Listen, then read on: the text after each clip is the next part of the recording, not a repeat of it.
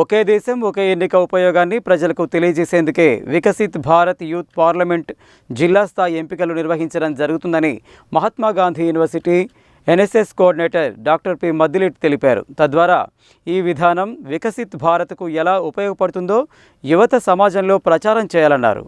బుధవారం నాగార్జున ప్రభుత్వ కళాశాలలో principal Viksit Bharat chairman doctor Samudrala Upender అధ్యక్షతన వికసిత్ యూత్ పార్లమెంటు జిల్లా స్థాయి ఎంపికలు జరిగాయి.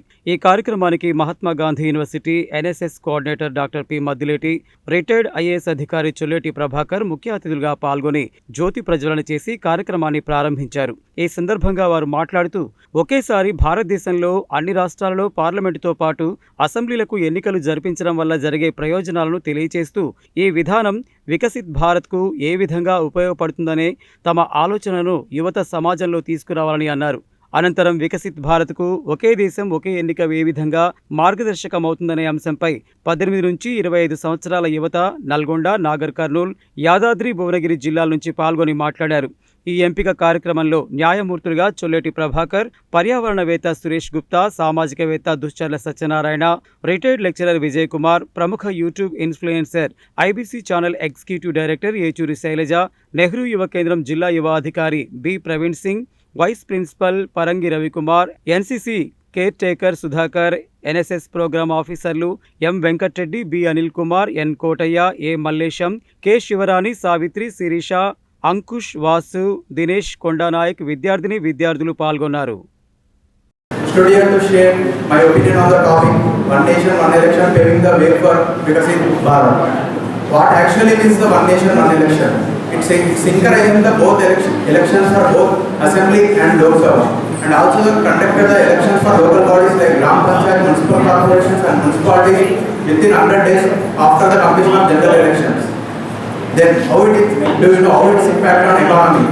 As a recent economic study shows that if elections are at one shot, the GDP will increase the 1.5% rate. That is approximately nearly 4.5 lakh crore rupees will add on our economy. This will ensure that nearly 4 to 5 crore people spring out from the poverty, which is the poor people. Today we are discussing about One Nation, One Election. What in 1950 to 1960 up to 1967 we conducted one election. In these elections are conducted simultaneously general, and we have three major elections. One is parliament, one is state assembly, one is local assembly. In this way we conducted various, we required our employees and our electors and ballot box EVMs such as, and we also required manpower at simultaneously. Not only that, we also required armed forces. ఈరోజు భారత ప్రభుత్వం ఏదైతే కార్యక్రమం చేపట్టిందో వికసిత్ భారత్ 2047 అనే కార్యక్రమంలో భాగంగా youth parliament మరి దేశం మొత్తం మీద నోడల్ కాలేజీలు సెలెక్ట్ చేసినందుకు దాంట్లో నల్గొండ జిల్లా పరిధిలో మరి ఈరోజు ఎన్జీ కాలేజ్ ఒక నోడల్ కాలేజ్గా మహాత్మా గాంధీ విశ్వవిద్యాలయం జాతీయ సేవా పథకం పంపించిన ప్రపోజల్ని యాక్సెప్ట్ చేశారు. అదేవిధంగా సూర్యాపేట జిల్లాకు సంబంధించి మరి ఎస్వి శ్రీ వెంకటేశ్వర డిగ్రీ కాలేజీని కూడా నోడల్ కాలేజ్గా సెలెక్ట్ చేశారు.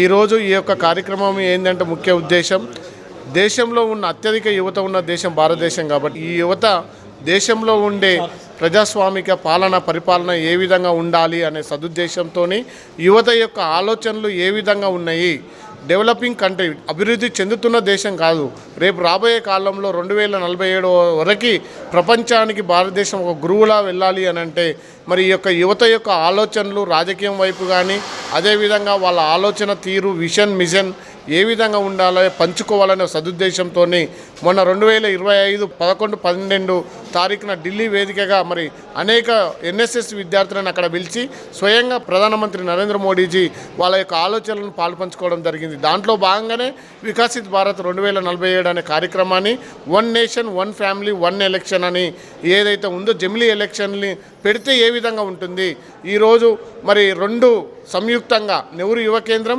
అదేవిధంగా జాతీయ సేవా పథకానికి సంయుక్తంగా ఏర్పాటు చేస్తున్న యూత్ పార్లమెంట్ పార్లమెంట్ అనేది దేశంలో ఉండే ప్రతి ఒక్క యువతకి రాష్ట్ర అసెంబ్లీలో అదేవిధంగా దేశ పార్లమెంటులో ఏం చర్చలు జరుగుతాయి, దేశ ప్రజల మీద కానీ వాళ్ళ మీద తీసుకోవాల్సిన అంశాల మీద, బిల్లుల మీద ఏదైనా పార్లమెంటు ద్వారానే సాధ్యం. కాబట్టి మరి ఈ యొక్క పార్లమెంట్లో వ్యవస్థ ఏ విధంగా ఉండాలని విద్యార్థులని వివిధ నల్గొండ అదేవిధంగా యాదాద్రి భువనగిరి నాగర్ కర్నూలు జిల్లా నుంచి పార్టిసిపెంట్స్ వచ్చారు. చాలా ఉత్సాహంగా ఉంది. ఈరోజు youth parliament Nagarjuna government degree కాలేజీలో ఏర్పాటు చేసి యూత్కు మరి one election one nation Viksit Bharat అనే టాపిక్ మీద మాట్లాడిపించి ఫ్యూచర్ లీడర్లను తయారు చేయడానికి యూత్ పార్లమెంట్ను తీసుకున్నందుకు దీంట్లో పాల్గొంటున్నటువంటి ప్రతి ఒక్కరికి కూడా అందరికీ నా శుభాకాంక్షలు తెలియజేస్తున్నాను.